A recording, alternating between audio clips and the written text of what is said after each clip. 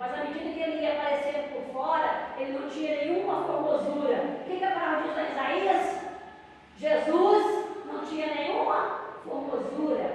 Quem olhava para ele não via nele nenhuma beleza. Assim também quem olhava para o tabernáculo por fora não via nenhuma beleza.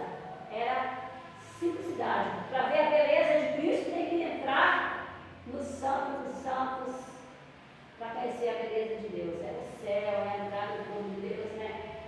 Na presença do trono de Deus, é no trono, como nós somos chamados como igreja do Senhor. Aí nós vamos ver que a terra de cabra, o significado dela, animal utilizado para a oferta, né? A gente sabe que estava usado lá no início do ato, lá do pátio para a oferta, que era a morte expiatória.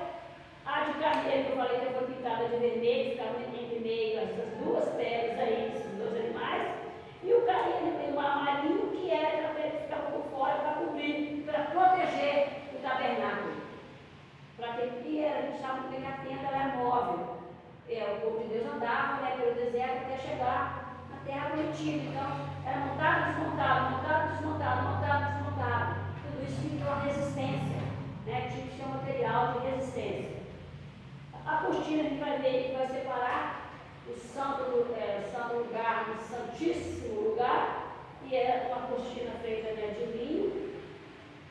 E a visão externa do povo era a visão só do lado lá de fora, né, a visão externa de fora. E vamos ver agora os querubins, que querubim representa o quê? Anjos, né, a glória de Deus. Se tem anjos, tem glória, é o céu, é a glória de Deus. Os anjos, né, Isaías vai falar sobre isso, que os anjos, 24 horas, dizendo glória, né? Santo, santo, santo é o Senhor, demonstrando a glória de Deus. E os colchetes, nós já tínhamos falado, já está repetindo também aqui, que é a representação do Espírito Santo de Deus, que vai unir, né, Cristo e a igreja. Quem une Cristo com a igreja é o Espírito Santo de Deus. Nós estamos agora no tempo do Espírito Santo de Deus trabalhar. O passado era Deus, Jesus veio, é o Filho trabalhando. Agora com a igreja é o Consolador e o Espírito Santo trabalhando. Aí o lugar santo, o que é esse lugar santo?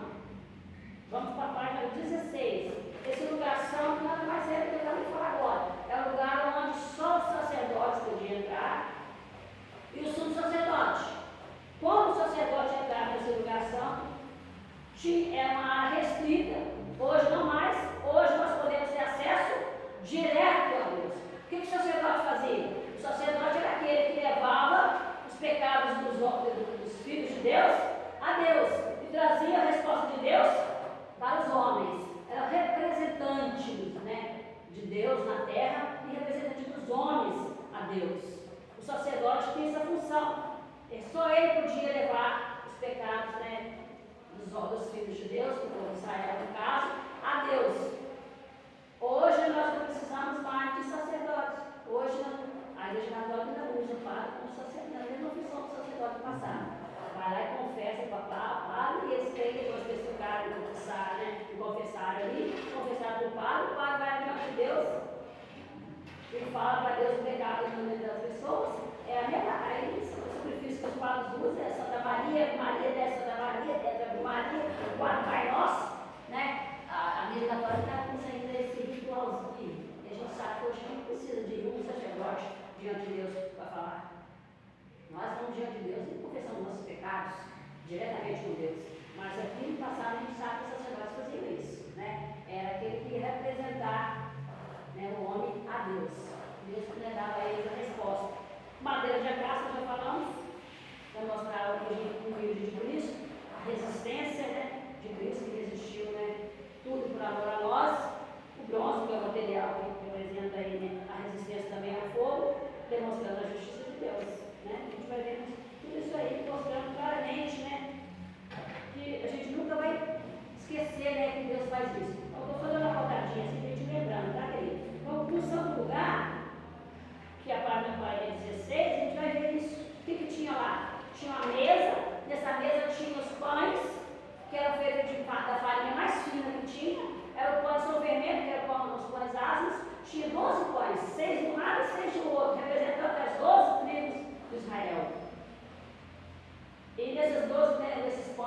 todos os dias o sacerdote tinha que entrar lá, olhar se o pão estava perfeito, se não estava mofado, se não estava. Quando chegava no sábado, eles comiam esse pão e colocavam pães novos.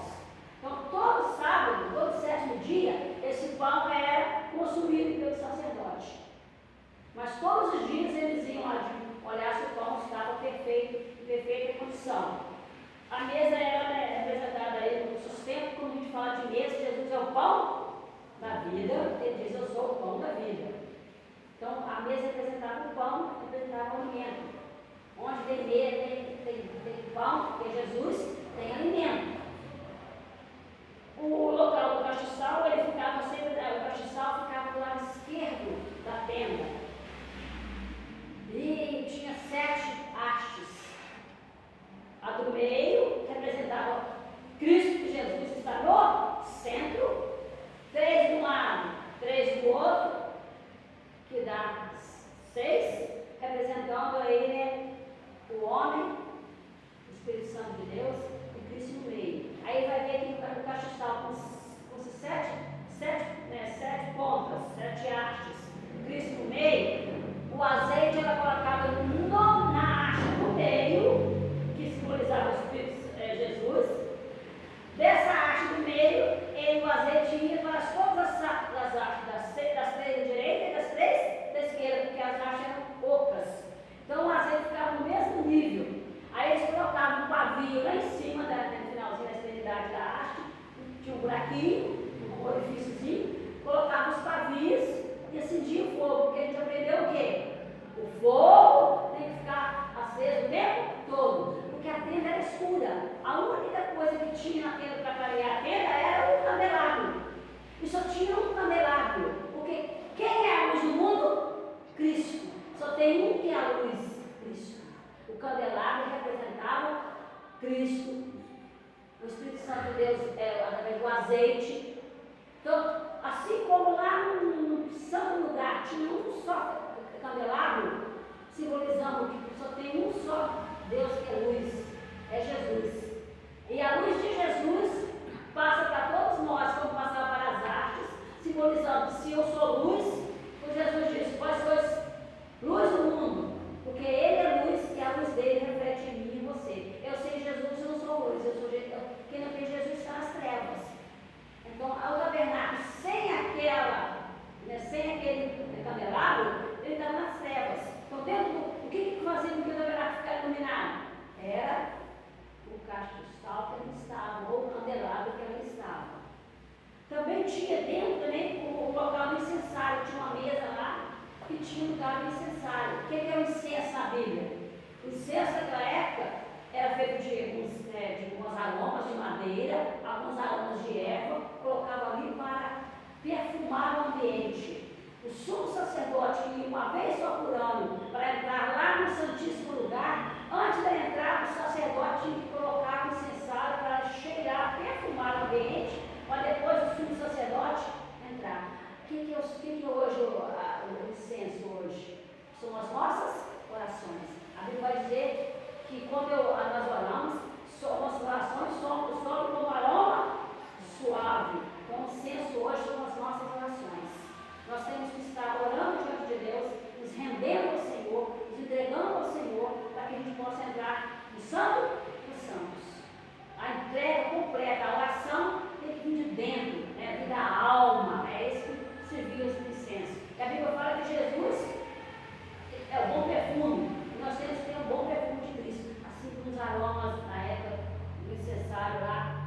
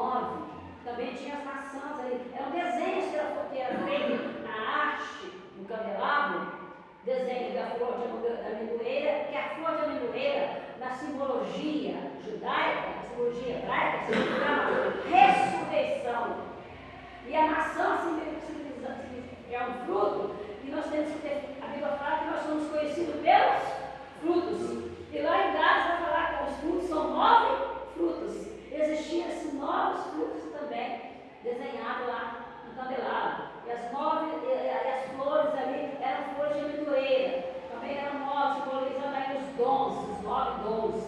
O crente tem que dar fruto e o crente tem que ter dons. Só que o crente não é conhecido pelos dons, o crente é conhecido pelos frutos. Porque o crente dá fruto e frutifica outros. Toda a simbologia aí. Quem está em Cristo vai dar frutos, vai ter o quê? Dons espirituais. Vai dar aqui em oração.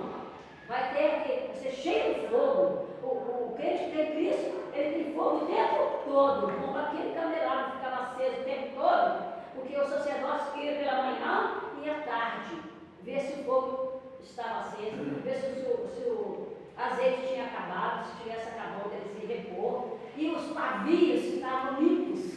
A gente acende uma vela, fixa energia várias horas.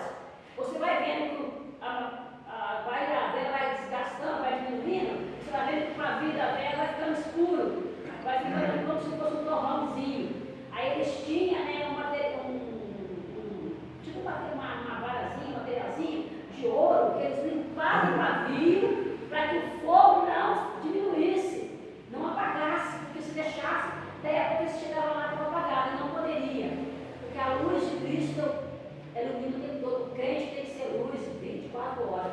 Quando o nosso pavio estiver meio, começando a ficar sujinho, temos que limpar esse pavio. Quem limpa esse pavio é o Espírito Santo de Deus. O ouro, a reputação é mesmo o Espírito Santo de Deus, da limpeza. O ouro significa o metal mais limpo, mais puro. Então nós temos que ser puros. Amém, queridos? Márcia, essa questão do cristal é aquele que parece tipo uma meia-lua, que fica vários ligados? É aquele que tem classe, assim, 3 lados de ouro.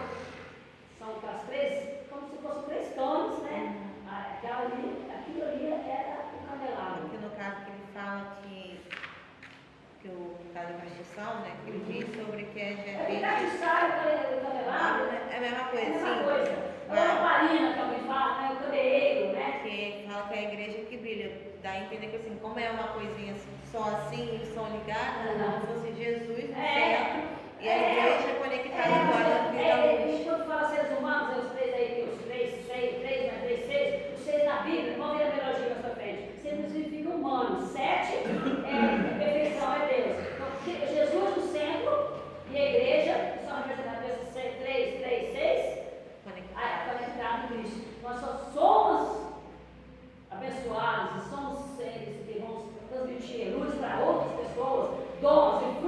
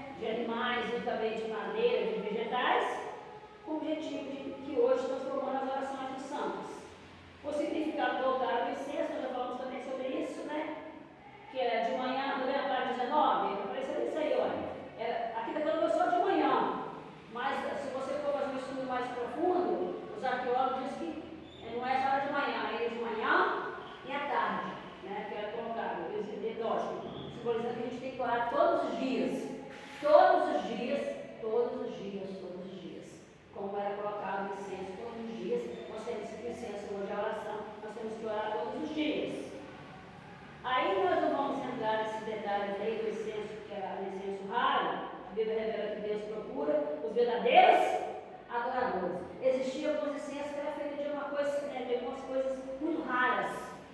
Porque no meio dos adoradores, Deus vai procurar adoradores que adoram em espírito e em verdade. Porque nem todo mundo que está adorando em espírito e em verdade. Então Deus procura que a gente seja achado como adoradores que adoram em espírito e em verdade. Então Deus não está aí achando adoradores assim à toa, se procura, só se procura aquele que não está se achando, né? Ali na frente. Procura o que está faltando, porque a gente seja achado. A igreja hoje está muito perdida nesse lado da adoração. A igreja está muito longe da adoração. Aí, nós vamos ver o véu. Ali sobre o lixo, que era uma extraída de uma caranguejo, que era também um perfume que ia sair ali, né, com o objetivo de colocar também na hora do incensário. Tudo isso era usado, tá? E o galbo, quem tem o galbo aí da igreja congregacional, né? Não sei se esse grupo ainda funciona, acho que acabou o grupo, né? Que significa, né, um arbusto da Síria, que era, né, esmagado ali para sair a seiva, né? E utilizar também no incensário, para perfumar o ambiente. O véu do tabernáculo, nós já falamos sobre isso, era aquele véu que separava o santo lugar do santíssimo lugar. Você vai ver que a página 20 vai ser uma repetição de novo aí, tá vendo? Linho retorcido, azul, curva, camisinha.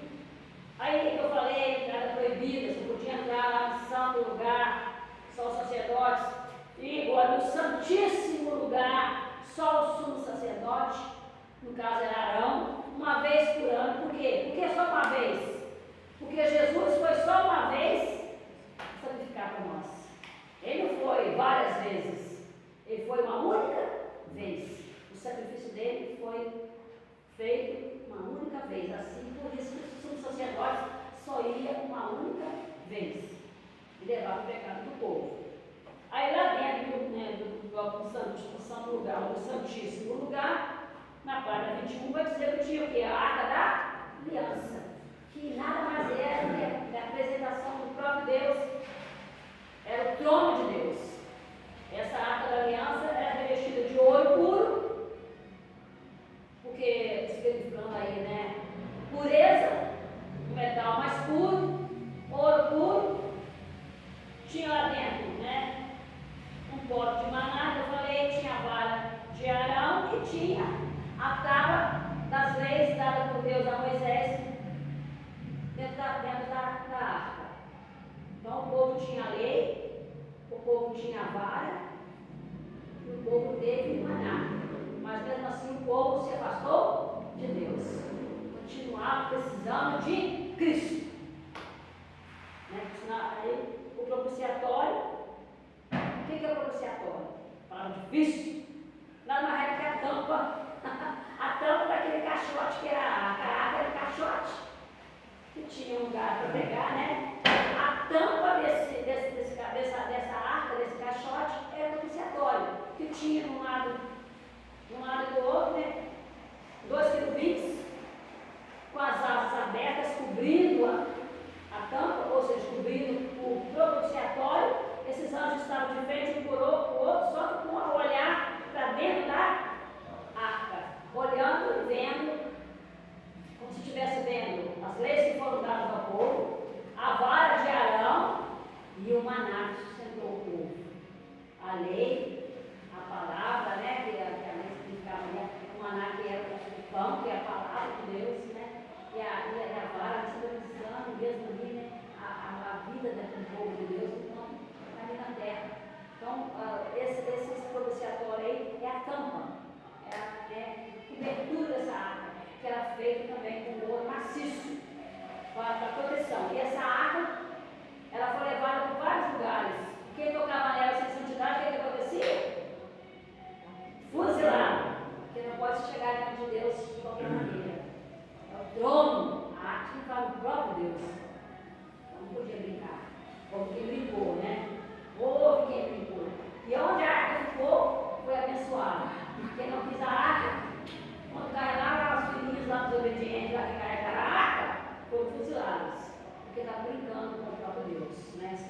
sangue de Deus.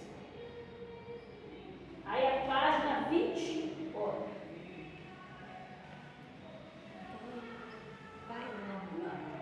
a página 21, né, nós vamos ver sobre ele, fechando aí. Então vamos para a página 22. Esse capítulo é muito grande, está vendo? O capítulo é imenso. O significado da propiciatória, qual é o significado da tampa, né? Daquilo que cobria a arca. A tampa aí, demonstrar que o lugar era propício ao homem que se arrepende. Então, a tampa do propiciatório simbolizava que era só o homem se arrepender que ele tinha, né, total liberdade para chegar até Deus. Porque na tampa, era na tampa que o sangue aspergido dos animais, quando o sacerdote, o sumo sacerdote ia lá uma vez por ano, ele aspergia aquele sangue em cima da tampa, em cima do propiciatório, simbolizando que a partir daquele momento os pecados estavam todos perdoados. E Cristo fez isso. Cristo fez isso. Ele derramou o seu sangue, simbolizando que o pecado de todos nós está perdoado. Do rico e do pobre, do que tinha, o que não tinha, o que podia, o que não podia, né? Estava perdoado. Ouro maciço, lógico, pureza. É o valor do sacrifício, né? Não é um sacrifício qualquer.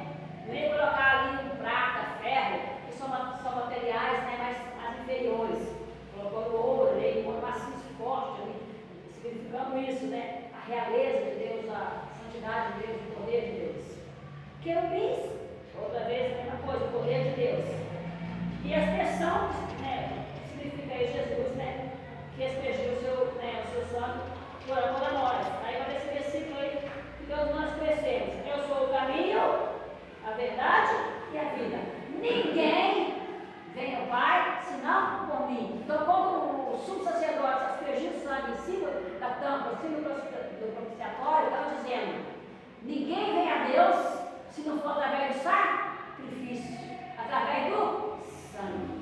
Só se chega ao trono de Deus como se passa pelo sangue de Jesus, como se passa pelo sacrifício de Jesus. Como não chegava o sangue lá em cima da tampa propiciatória, que é a tampa da arca, que é a presença de Deus, se não tivesse sendo sacrificado lá atrás, na porta do átrio, os animais. Assim é hoje. Eu só vou chegar diante de Deus através de Jesus. Qual é o caminho? Qual é a verdade? Qual é a vida? Quem me leva a Deus? Jesus. Por isso que a Bíblia fala que não há outro Salvador que não seja Jesus. Por isso que não pode ser Maria, não pode ser João, não pode ser Buda, não pode ser Kardec, né? Allan Kardec, não pode ser nenhum outro Deus. Porque só um aspergiu, só um derramou sangue. A simbologia lá do passado vai mostrar que só se vai a Jesus. Por isso que a gente procura a Bíblia, a Espírito Santo é maravilhoso e mostra isso pra gente. Mas a pessoa, quando não tem Espírito Santo, ele lê esse livro e não tem nada. Mas nós tínhamos que explicar isso no vestido. Olha esse sangue está sendo jogado em cima da arca, e a arca era o próprio Deus, é o trono de Deus, simbolizando que ninguém chega diante de Deus se não for pelo sangue de Jesus, através de Jesus. Você não pode ir pelo caminho de São, caminho de Maria, né? A Maria não vai interceder nunca, não pode ser intercessora de ninguém. Maria na frente, Jesus atrás, como diz o padre aí, né? Maria está na frente, Maria vai na frente, Maria vai atrás, quem vai na frente é Jesus. Porque estava sendo colocado lá no passado, né? O sangue só era colocado em cima do propiciatório, era aquele sangue que tinha sido lá, aspergido lá em favor do povo. Então, era o sumo sacerdote que podia fazer. Era só Jesus que podia derramar esse sangue lá em cima da tampa, né? Como Arão, só ele podia, porque era o sumo sacerdote. Hoje só Jesus pode dizer para Deus: tetelestai, tudo está consumado. Aquilo que o Senhor deu à minha mão, ninguém pode arrebatar. Agindo eu, quem me dirá?